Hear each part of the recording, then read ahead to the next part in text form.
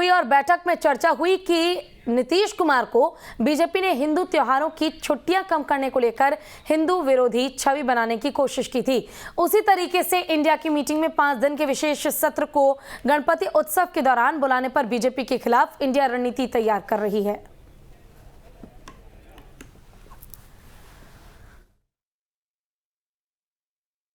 जिस तरीके से नीतीश कुमार के खिलाफ बीजेपी ने बिहार में एंटी हिंदुत्व का एजेंडा चलाया, क्योंकि नीतीश कुमार ने हिंदू त्योहारों की छुट्टियां या तो कैंसिल कर दी या कम कर दी, ठीक उसी तरीके से अब विशेष सत्र बुलाने को लेकर केंद्र सरकार के खिलाफ इंडिया एक नई रणनीति बना रही है।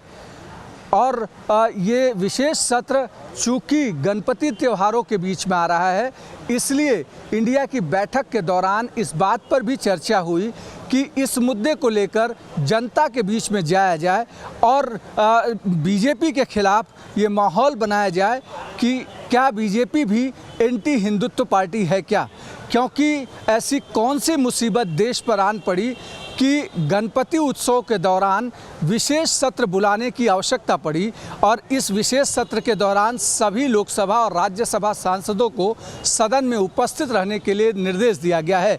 निश्चित तौर पर एक नए तरीके की रणनीति इंडिया ने तैयार, कहीं ना कहीं इंडिया की कोशिश है कि बीजेपी के खिलाफ भी उसी तरीके का माहौल बनाया जाए जिस तरीके से नीतीश के खिलाफ बीजेपी ने बिहार में तैयार किया है। अभिषेक पांडे, न्यूज़ नेशन, मुंबई। चलिए, इसी पर ज्यादा जानकारी के लिए हमारे साथ हमारे संवाददाता अमन कुमार जुड़ गए हैं। अमन, विपक्षी एकजुटता की बैठक का दूसरा दिन है और आज 2 बड़े फैसले लिए जा सकते हैं। एक तो पार्टी का संयोजक कौन होगा और लोगो पार्टी का कैसा देखने को मिल सकता है। क्या कुछ जानकारी आज होने वाली बैठक को लेकर?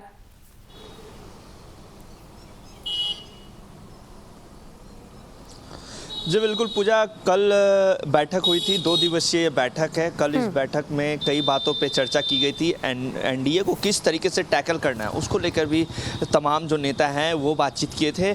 राजद सुप्रीमो लालू प्रसाद यादव की भूमिका अहम देखने को मिली। जिस तरीके से राजद सुप्रीमो लालू प्रसाद यादव जब मुंबई की बैठक के लिए निकल रहे थे, उसी समय वो पटना एयरपोर्ट पर एक बयान देते हैं और जिस तरीके से वो बयान देते हैं, इससे साफ दिख रहा है कि वो देश के प्रधानमंत्री नरेंद्र मोदी से सीधी टक्कर लेने के लिए जा रहे हैं। उनका ये भी कहना था कि हम उनके गर्दन को दबा देंगे, इस तरीके का बयान उनका आया था। उसके बाद कई आरोप और प्रत्यारोप के दौर भी लगे थे। लेकिन कल जब बैठक हुई तो बैठक में राजद सुप्रीमो की भी भूमिका काफ़ी देखने को मिली। जिस तरीके से उन्होंने नरेंद्र मोदी पर हमला किया, उन्होंने कहा है कि ये जो सरकार है केंद्र की, वो संविधान विरोधी सरकार है, नफरत फैलाने वाली सरकार है। वहीं उन्होंने ये भी कहा है कि अभी हम लोगों को एक साथ एकजुट होना है और अगर हम लोग एक साथ एकजुट रहेंगे, एक मंच पे रहेंगे, तो 2024 में केंद्र से भाजपा को हम लोग सफाया कर देंगे, एनडीए की सफाया कर देंगे। यहाँ तक उन्होंने कहा है कि अभी जो बातचीत चल रही है पीएम फेस को लेकर या फिर अन्य बातों को लेकर, उस पर भी उन्होंने किसी भी तरीके के कोई बयान नहीं दिया, क्योंकि राजद सुप्रीमो सियासत के मंझे हुए खिलाड़ी माने जाते हैं। उनको भी पता है कि कब कहाँ कौन सा बयान देना है। और कल जब बैठक हुई थी तो कई रणनीतियों पे बातचीत की गई थी। सीट शेयरिंग को लेकर भी काफ़ी चर्चा की गई थी कि जो सीट शेयरिंग का जो फॉर्मूला है उससे जल्द से जल्द सुलझा लिया जाए।